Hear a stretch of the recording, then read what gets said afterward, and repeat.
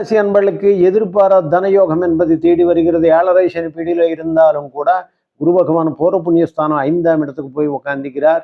இந்த குரு பயிற்சி காலகட்டத்தில் உங்களுக்கு பாக்கியஸ்தானத்தை குரு பார்க்கறதுனால மிகப்பெரிய பாக்கியங்களை தேடி வரும். 9வது இடத்தை பார்க்கும்போது தந்தை வழிய வர என்று சொத்துகள், பூர்வீக சம்பந்தமான சொத்துக்கள்லேருந்து, வாஜ்யங்கள், கோர்ட்டு வழக்குகள்லேருந்து விடுதலையாய் மிகப்பெரிய ஒரு அதிர்ஷ்ட வாய்ப்பினை, கை நிறைய பணம் தேடி வரக்கூடிய காலமாக அமைந்துவிடும்.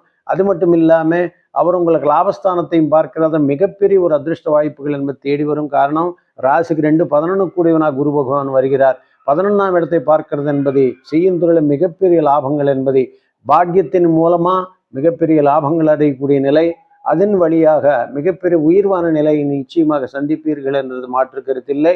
ராசியை பார்க்கறதுனால கடந்த காலங்களில் 7.5 சனி எங்கே போனாலும் நமக்கு அங்கீகாரம் கிடைக்கவில்லை, செய்யும் வேலையிலும் நிம்மதியில்லை, எல்லா சகலும் நடக்கும்.